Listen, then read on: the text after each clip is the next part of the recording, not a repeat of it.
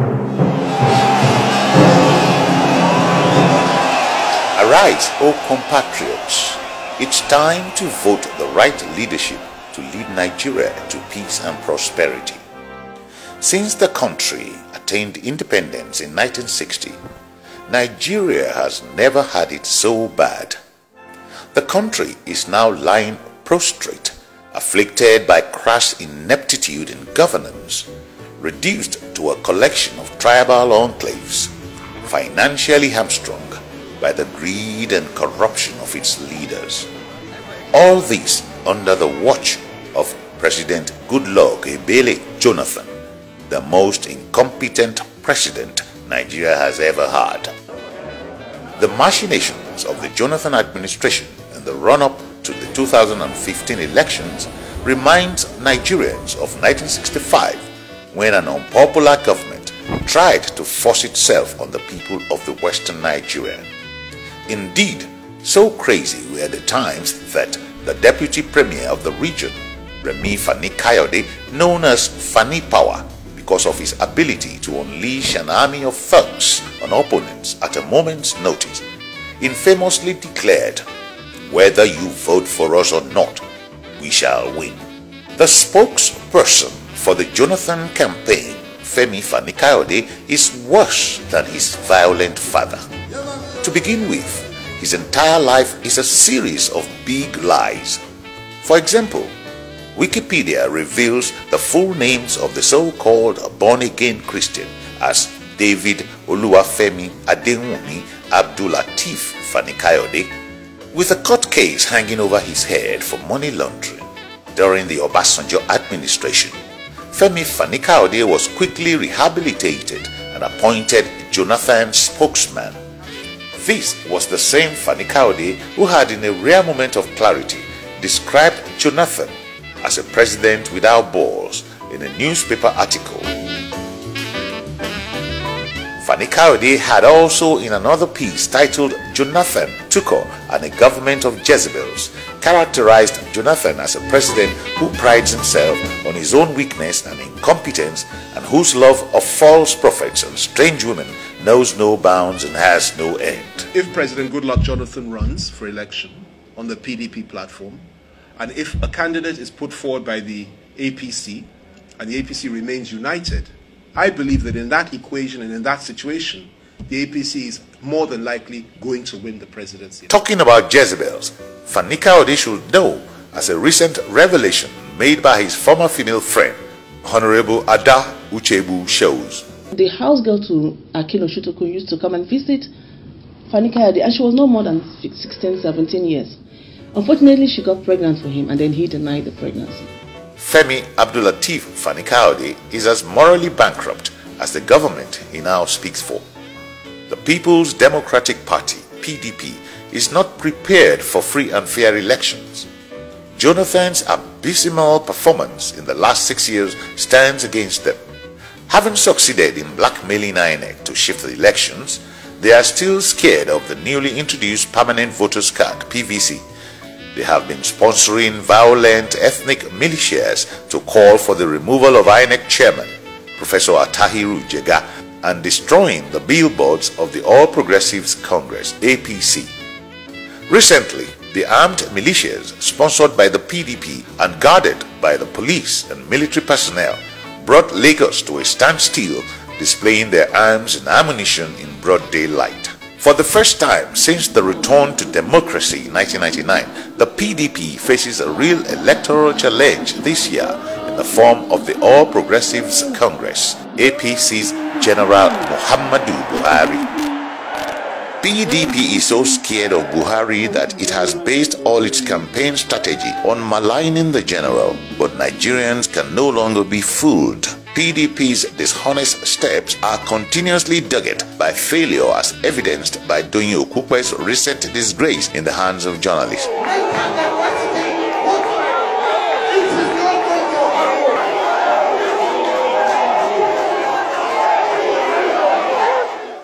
The Cinderella tale of how Jonathan became president is the stuff of which fables are made. Appointed as running mate to Dipriye Alamasia in the governorship race of 2003, Jonathan became governor of his native Bayelsa state when his boss was impeached for stealing public funds. He was again appointed running mate to Umaru Yar'Adua in the 2007 elections and again benefited from the death of his boss. He became acting president and later president. In 2011, he ran as presidential candidate of the People's Democratic Party, promising to serve only one term since he had completed Yar'Adua's term. That understanding was made public by former President Olusegun Obasanjo shortly after Jonathan's inauguration. The President Jonathan, said, and not only once, twice, publicly, not only in Nigeria, outside Nigeria, that he will have one term. And he said that to me, and I believe that one of the things that is very important in the life of any man or any person is that he must be a man or a person of his word. Jonathan betrayed the trust of all those who had backed him in 2011 and stage managed his emergence as presidential candidate again in 2015 in a farce of a presidential primary where he was the only candidate. Jonathan has deployed hate as a weapon in his re-election campaign, pitching Christians against Muslims, South against North, brother against sister. His main weapon, a series of lies. Some 60% of the people of Nigeria don't have enough or regular power, regular electricity. There are constantly shortages and outages. I would have loved that you ask an ordinary Nigerian on the streets of Lagos, Abuja, or any other city this question about power. That is one area that Nigerians are quite pleased with the government, that our commitment to improve power is working. For the past, 4 years, now even where I'm staying, actually, I don't have lights. For the past, let me just say, for the past 1.5 years, they have been promised all these lights, which we've not seen. Power in our nation, Nigeria, is very bad, low this time around, because even in my area where I stay now, it doesn't have power at all. The poor generation in the country is so badly to the extent that it affects nearly every sector of the economy. We, the masses, are actually suffering because in one way or the other, it's affecting our businesses. For now, it's very, very poor. People are suffering. There is suffering in Nigeria. Great suffering in Nigeria. No good road, no hospital, no stable lights, no drinking water, no transportation, nothing. Nothing in Nigeria is moving, nothing. Corruption has now reached an industrial scale in Nigeria. We all remember with sadness the multi-billion naira pension fund scam. Also, Petroleum Minister Dizeni Alison Madueke's renting of 2 private jets for 10 billion naira. The story of the Jonathan administration is a litany of corruption. Convicts such as Dipriye Alamaisia are routinely granted state pardon and rehabilitated to contest senatorial election. Abuja tarmac expansion inflated contract, which makes the new tarmac the most expensive per square meter in the whole world. Private jets and arms deal. Instead of buying arms through due process, our government went the way of gangsters by smuggling millions of dollars into South Africa in 2 tranches of $9.7 million, which was ferried by a private jet belonging to their pastor friend, and a $5.3 million transferred through the banking system. Then the immigration tragedy. To date, nobody has been punished for the death of Nigerian youth during the scam-laced immigration recruitment exercise in 2014. Under Jonathan, corruption is never punished because the government itself thrives on a system of opaque patronages. It is clear that Jonathan does not know the meaning of corruption. It shows in his personal life. While occupying the seat of president, he incorporated a company, Ebele Integrated Farms Limited, in which he is a major shareholder. On January 13, 2014, Ebele Integrated Farms Limited was granted a 9,404 hectare plot of land, 1680 in cadastral zone E05 Aviation Village, Abuja. As Jonathan is helping himself to Nigerian goodies, so are his ministers. For example, the Minister of the Federal Capital Territory, Bala Mohammed, is a major shareholder in a company, Bird Trust Agro-Allied Limited, which he incorporated on 31st May 2012 and allocated a 40.40 hectare plot 1682 in Cadastral Zone E05 of Aviation Village, Abuja on 11th April 2014. The president has been encouraging hate peddlers like Edwin Clark and Asari Dokubo to inflame the national passion and openly commit treason without restraint. No Northerner will ever be elected president in this country again. One of the biggest scandals of all time was the fuel subsidy scam in which party men and their children defrauded the nation to the tune of $6.8 billion. The Jonathan administration spent 971 billion naira in 2014 and is still planning to spend 457 billion naira in 2015 on phantom subsidies. The government is not interested in local refining of crude oil because fuel importation is one of the prime avenues for lining the pockets of loyalists. Nigeria is the only member of the Organization of Petroleum Exporting Countries, OPEC, that imports petroleum products. In furtherance of the empire of corruption, 21 billion naira was raised for Jonathan's presidential campaigns by friends of government and beneficiaries of fraud, in excess of the stipulation by the electoral law. President does not believe in the rule of law as shown by his close association with Alhaji Ali Modu Sharif, who has been fingered as one of the original sponsors of Boko Haram, and companionship with Buruji Kashamu, a fugitive from the American justice system who is alleged to be a drug bearer. Jonathan is the first Nigerian president to diminish his position by appealing to base provincial sentiments as if he was elected president of a tribe and not a nation. He uses the twin fault lines of religion and ethnicity to divide and rule, and he speaks from both sides of the mouth. Imagine when the Eagle Square bombing happened in Abuja, he immediately told the media that it was not carried out by the movement for the emancipation of the Niger Delta, MEND. That was at a time that MEND was in his good books.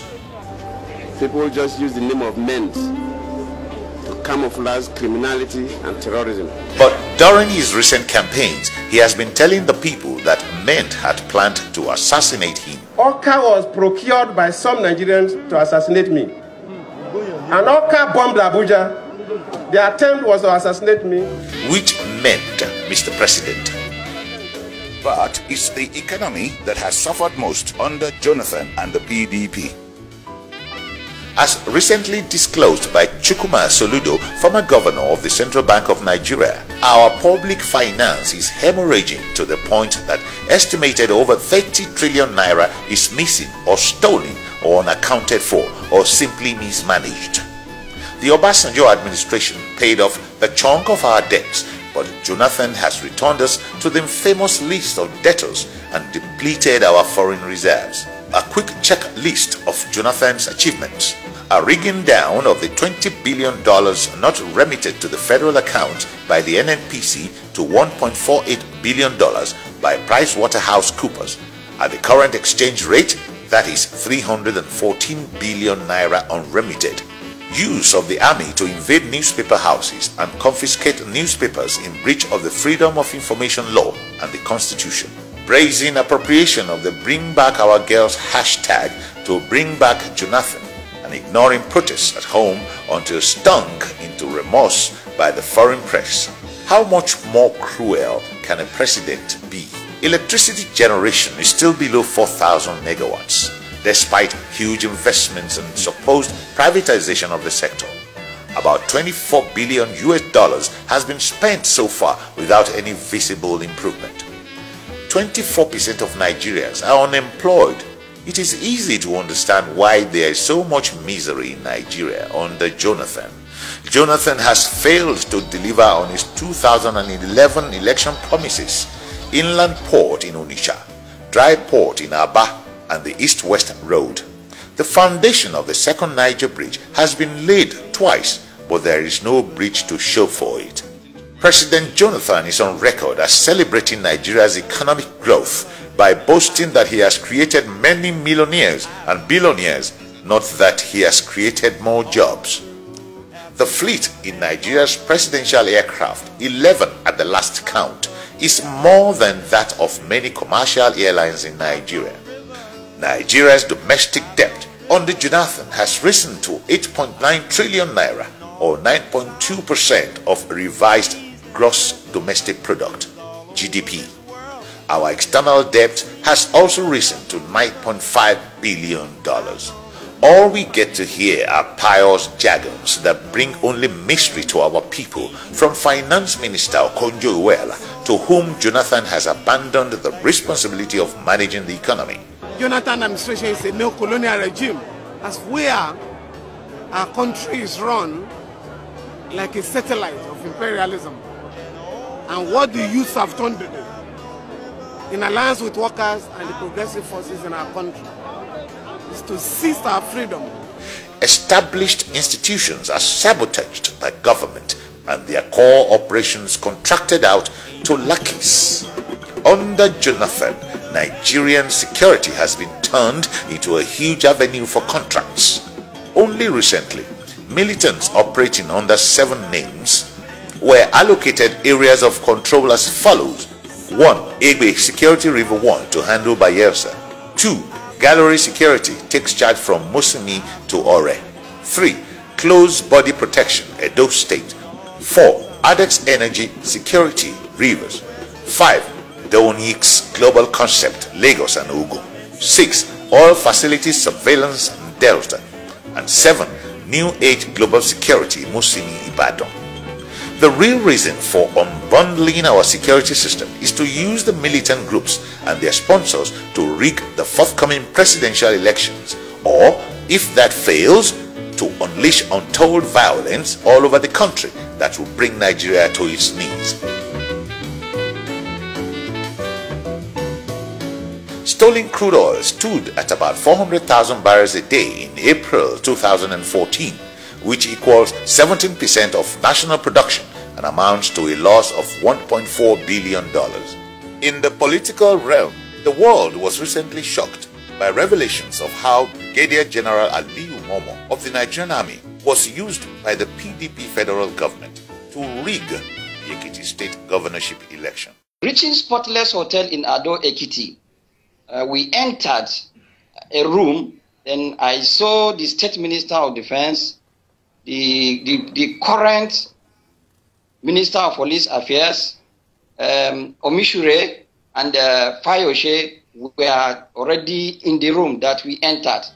Both Alhaji Lai Mohammed and Malam Nasir El Rufai suffered detention in the hands of security agents. We got to the bus and then we met this gunmen, all hooded, very hostile. Our phones were taken away from us, and after what seemed like eternity, we were driven to the directorate of the headquarters of the State Security Service. At the same time, the government and its security agencies turned a blind eye to the tendentious activities and statements of some miscreants from the Niger Delta who have publicly vowed to destroy Nigeria if Jonathan loses the forthcoming election. They will never arrest me, because if they do, the consequences of my arrest, Nigeria will be history. I am saying it bold and clear without missing word, that the consequences of my arrest, Nigeria will be history. Compared to other leaders faced with terrorism, Jonathan's incompetence cries out to high heavens. No wonder an elder statesman and former chairman of SureP, Dr. Christopher Kolade, declared that Jonathan lacks capacity for leadership. In our own case, what does our president do on hearing that over 200 girls were abducted from their school by the Boko Haram terrorists? What did our president do? Nothing. He did nothing for 10 days. And to add insult to injury, his wife, Dame Patience Jonathan, ridiculed herself in her attempt to ridicule the victims. Principal, no too. You only you waka come. Okay. The bloods we are sharing, there is God, oh. There is God, oh. There is God, oh. There is God, oh. There is God, oh. Our people are very proud, resilient people. with a rich history spanning over 1,000 years. Our head is bloody but remains unbored. The same patient Jonathan has also been mounting a campaign of hate and violence at PDP rallies where she distributes clothing and foodstuff. My dear me, I am telling you, let us don't listen. Anybody that come and tell you change, stone that person. I hear yourself. Isn't it pathetic that in their self-deceit and inferiority complex, the PDP compares Jonathan with Lee Kuan Yew, Barack Obama, Martin Luther King and Nelson Mandela? The truth is that Jonathan is unfit to untie the thongs of their intellectual sandals. Under Jonathan's watch, Nigeria's influence has diminished internationally. Recently, Morocco was so exasperated by the Jonathan administration's barefaced lies that it withdrew its ambassador from Nigeria. At African Union summits, our delegation is usually the butt of jokes, some of which are too painful to be repeated. No wonder that in spite of his use of religion and ethnicity to divide Nigerians along the usual fault lines, in spite of the billion-dollar campaign to discredit General Muhammadu Buhari, in spite of PDP's last-minute appeal that Nigerians should pardon Jonathan for his incompetence and serial destruction of the country socially, politically and economically, Nigerians have spoken with one voice that General Muhammadu Buhari is their choice for president.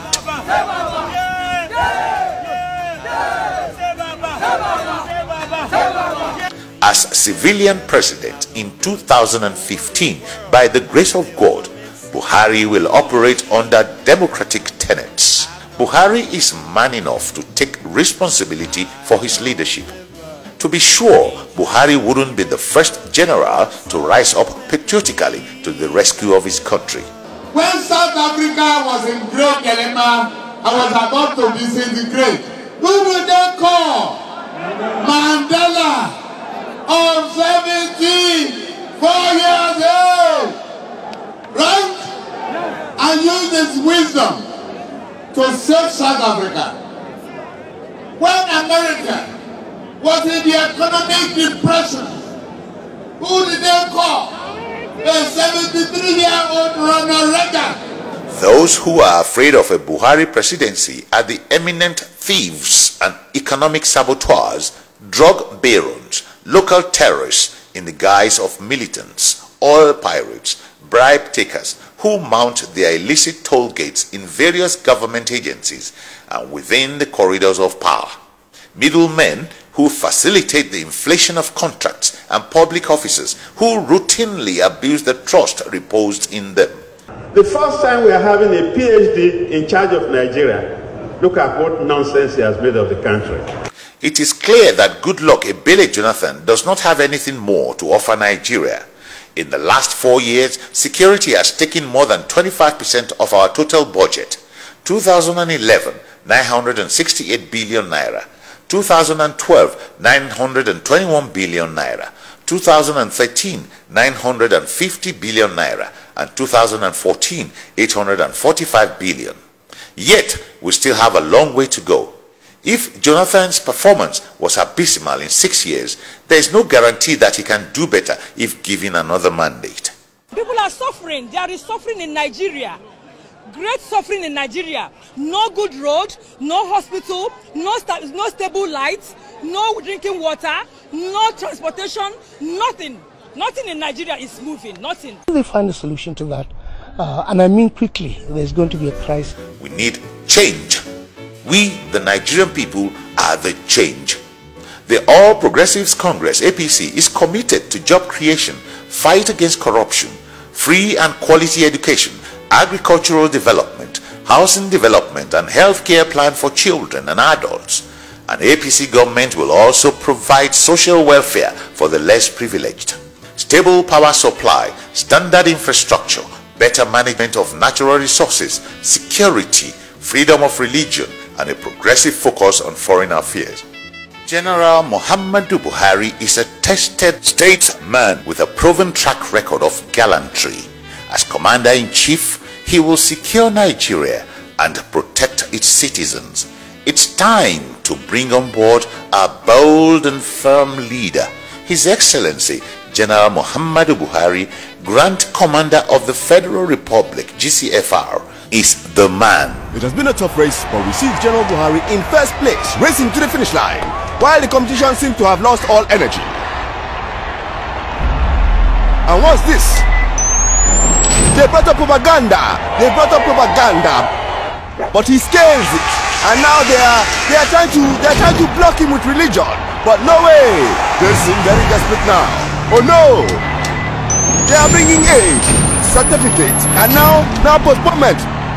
But General Buhari scares them all. General Buhari for the people. Vote Buhari for president. APC, shame.